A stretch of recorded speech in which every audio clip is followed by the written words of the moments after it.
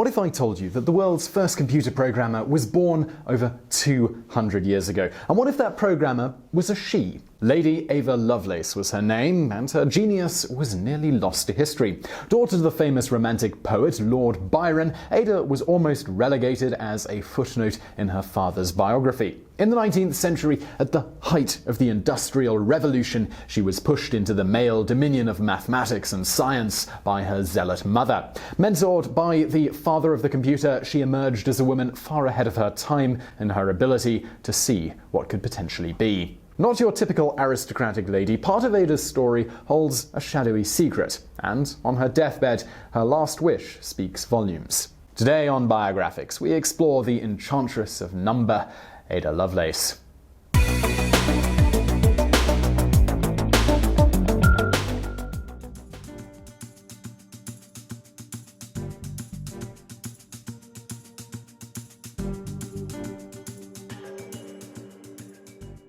Ada Lovelace was born Augusta Ada Byron in London on December 10, 1815, to the philandering romantic poet Lord Byron and strictly religious Annabella Milbanke.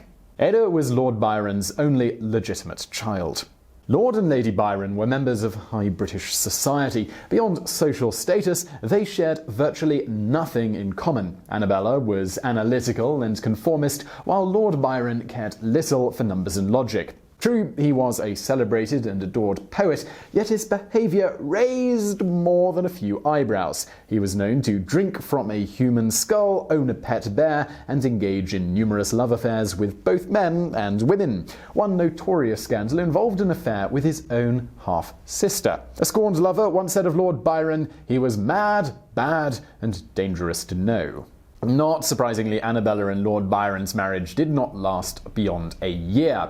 In a contemptuous split when Ada was only 5 weeks old, Lord Byron left the home. He wrote of this parting, "Is my face like my mother's, my fair child, Ada, sole daughter of my house and heart?" Deeply bitter and resentful, Lady Annabella covered his portrait with a large curtain and forbade Ada from ever looking at it. 4 months after Lord Byron left his infant daughter, he left England for good, never to return. When Ada was 8 years old, he died of an illness in Greece while fighting in the War of Independence. He was 36 years old. Although Ada never met her father, she remained fascinated with him and his poetry over the course of her life.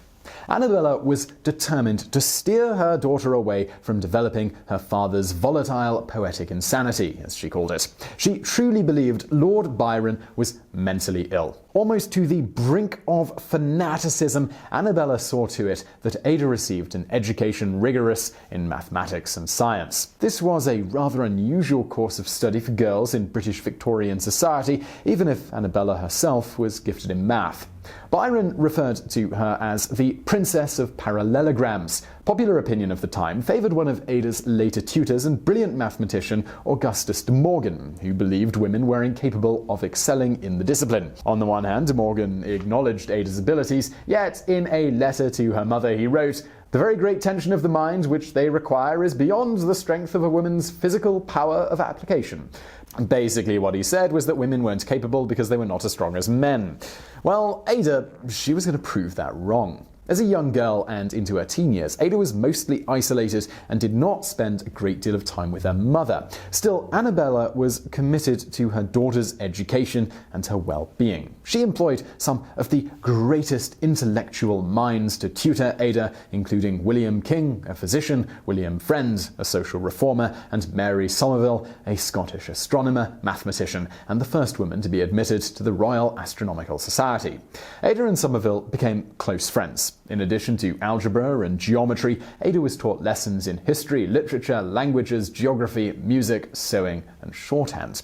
These were all common subject areas, but Ada's mother planned something else that was far, far more bizarre. In an effort to protect her daughter from developing her father's impulses, Ada had to lie still for long periods of time. This was a lesson in self-control. Ada was a bright student and showed promise for math and science. At the age of 12, after a long tour of Europe, she became obsessed with birds and with flight. She researched what she referred to as flyology, and imaginatively and methodically conceptualized a flying machine that could flap its wings. She wrote to her mother, "I've got a scheme to make a thing in the form of a horse with a steam engine in the inside, so contrived as to move an immense pair of wings fixed on the outside of the horse, in such a manner to carry it up into the air while a person sits on its back." For her design, she considered the type of material, paper, silk or feathers, navigational equipment, a compass, and steam the source of power. In between throwing herself into intellectual pursuits, Ada battled sickness. She frequently complained of headaches that obscured her vision. In 1829, she contracted measles, a common childhood affliction in the 1800s. The illness resulted in continuous bed rest for a year, and she was disabled temporarily. In 1831, at the age of 16, she was finally able to walk again with the aid of crutches. By the age of 17, Ada was feeling better, and in keeping with the customs of her social class, she was presented at court and became a popular belle of the season. She danced with and charmed the various attendees with her brilliant mind.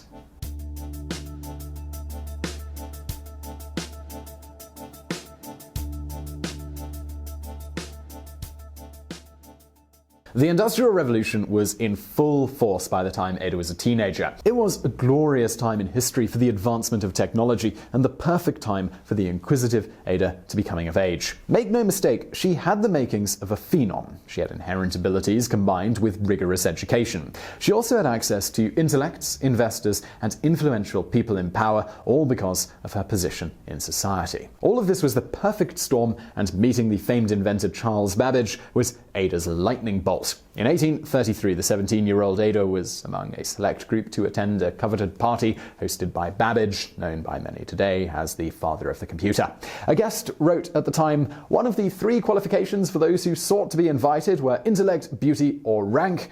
Ada, with those requirements, well, she fit right in. At the soiree, Babbage unveiled a small part of his latest machine, a massive mechanical calculator known as the difference engine. The design for Babbage's engine was revolutionary, and fully constructed, it would perform the work of an army of men crunching numbers. The machine would be powered by steam and would methodically perform complex calculations using only addition by breaking it into smaller and smaller pieces, known as the method of finite differences. Then it would print out the values into a table. Babbage's machine had enormous potential in the 19th century, since tables were used in many areas, including navigation, astronomy, and engineering. With this powerful calculator, human error would be erased. The engine was accurate within 31 decimal places. To many guests that night, Babbage's invention was a hunk of metal and little more than a party favor. But not to Ada. De Morgan's wife was there and later wrote of the night when most of the guests looked on with the expression that savages show on seeing a looking glass.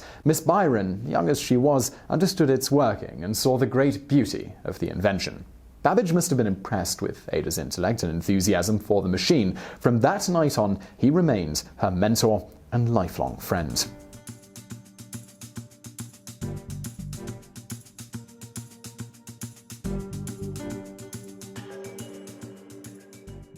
Babbage's difference engine would not come to be after a disagreement with his engineer Joseph Clement. In those days, by law, the engineer owned the drawings, and after their falling out, he could not get them back. Consequently, the British government also withdrew their funding for the project. This forced Babbage back to his original concept, but he came up with an even better idea in 1834, a far more complex machine that he called the analytical engine. The analytical engine is considered to be the world's very first programmable general-purpose computer. The basic structure of the engine is essentially the same as modern-day computers. Of course, Babbage's machine was massive in scale. His entry-level machines would have been 45 feet long by 15 feet high, but he talked about others that were 10 times that size. Nothing like it had ever been conceived or attempted before. In fact, in his lifetime, only a small trial engine was constructed. This analytical engine, it consisted of 4 components: the mill, which calculated units, the store, where the data was held for processing, and the reader and printer, the input and output devices. It was truly groundbreaking and would largely become Ada's legacy. Since Ada and Babbage's first meeting, she became his protege. He was the teacher, and she was the pupil. After Babbage showed her the plans for the analytical engine, she eagerly went on a tour of cotton mills in the north of England to see the most technologically advanced machine of the day, the jacquard loom. The loom automated the weaving of patterned silk and was controlled by a series of punch cards. It was fascinating, and it was also controversial. A cotton mill with a jacquard loom didn't need skilled workers to weave intricate patterns. While groups such as the Luddites were protesting against these machines on account of replacing workers' jobs, Ada was thinking something else entirely. She was deeply interested in the genius behind the punch cards and wanted to know how men were translating the complicated patterns into something simple. She saw the similarities to her beloved machine and later wrote, "The analytical engine weaves algebraic patterns just as the jacquard loom weaves flowers and leaves." For the next 10 years, in between getting married and having 3 children, Ada focused all her energy into learning everything she could about the analytical engine. She wrote, "I think I am more determined than ever in my future plans, and I have quite made up my mind that nothing must be suffered to interfere with them. I intend to make such arrangements in town as will secure me a couple of hours daily, with very few exceptions, for my studies." After attending one of Babbage's rare lectures, a military engineer and future Italian Prime Minister, Luigi Menabrea, wrote an impressive article, a sketch of the analytical engine invented by Charles Babbage Esquire. The paper was extremely detailed and mathematical, and it was also written in French. Ada decided to translate the paper, and since she knew the engine so well, she could add her own thoughts to it. Many years later, Babbage claimed to have told Ada to translate it and write her own account, and she responded by saying she hadn't thought of it. Either way, she went about the task like a devil possessed, and when she was finished, her notes were 3 times as long as the original paper. Ada published her completed article in Scientific Memoirs, an English scientific journal published by Richard Taylor in 1843. Ada only used her initials on the paper, AAL, standing for Augusta Ada Lovelace. The part of the paper that gives weight Ada's credit as first computer programmer comes in section G. In it, Ada wrote of how the engine could be programmed with a code to calculate Bernoulli numbers. This was an algorithm to be carried out by a machine and thus the first computer program. Along with numbers, Ada described how codes could be created for the device so it could handle letters and symbols. She also theorized a method for the engine to repeat a series of instructions, or looping, a process computer programs still used today. Ada also offered up other concepts in her paper, such as her thoughts on artificial intelligence. She wrote, "The analytical engine has no pretensions whatever to originate anything. It can do whatever we know how to order it to perform. It can follow analysis, but it has no power of anticipating any analytical relations or truths." Her notes were significant in that they captured Ada's vision for the analytical engine. And this is where she exceeds her mentor in her understanding of its full potential. Babbage's historian wrote, "Ada saw something that Babbage, in some sense, failed to see. In Babbage's world, his engines were bound by number. What Lovelace saw was that number could represent entities other than quantity. Looking back from the present high ground of modern computing, if we are looking and sifting history for that transition, then that transition was made explicitly by Ada in that 1843 paper."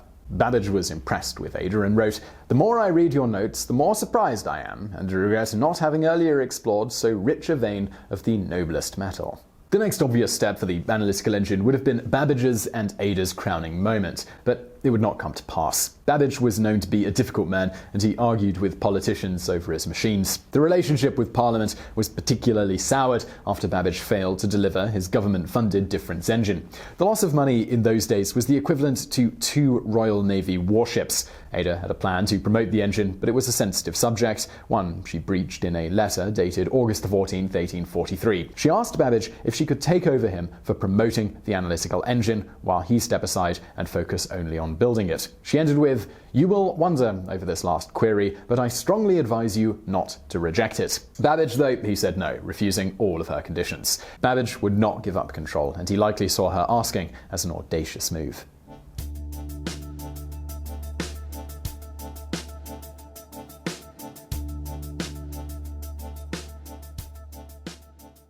Depending on the lens used to evaluate Ada, she can be hailed as a genius, a Victorian high society lady, a mother and wife, a gambler, adulteress, or drug addict. In truth, she may have been all of those things. She was like most of us, complex and contradictory.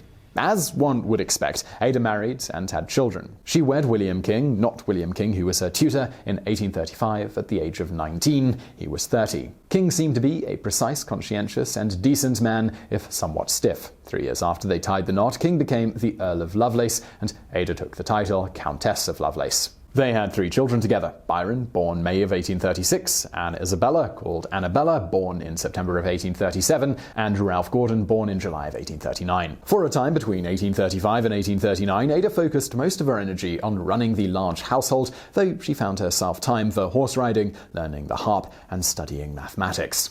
After their 3rd child was born, Ada turned her attention back to maths and the sciences and was tutored by Augustus de Morgan. Her husband, King, was supportive. Socially, the couple had many prominent friends and acquaintances, including the writer Charles Dickens. In addition to headaches and the measles suffered in childhood, Ada had recurrent health problems as an adult. After a bout of cholera in 1837, she had problems with asthma and her digestive system. She was prescribed a powerfully addictive painkiller, an opiate, which was to be taken with wine. The drug altered her personality, and she reported hallucinations and mood swings. In 1841, Ada and Medora Lee, the daughter of Lord Byron's half-sister, Augustus Lee, were told by Ada's mother that Lord Byron was also Medora's father. In February, Ada wrote to her mother, "I am not in the least astonished. In fact, you merely confirm what I have for years and years felt scarcely a doubt about, but should have considered it improper in me to hint to you that I in any way suspected."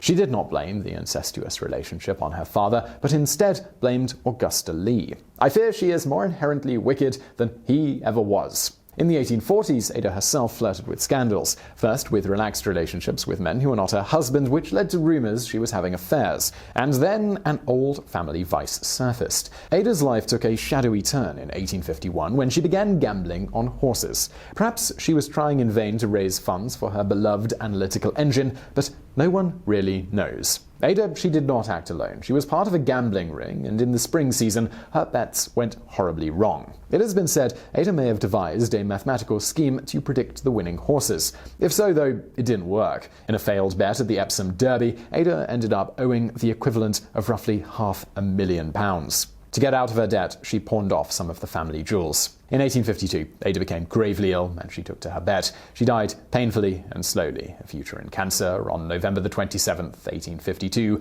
at the age of 36, the exact age her father had been. A few months before she died, she made an unknown confession to her husband that made him leave her bedside.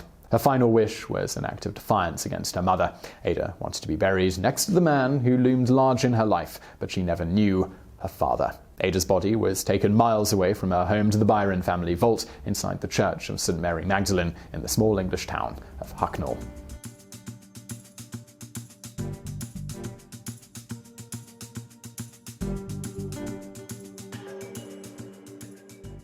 That brain of mine is something more than merely mortal, as time will show.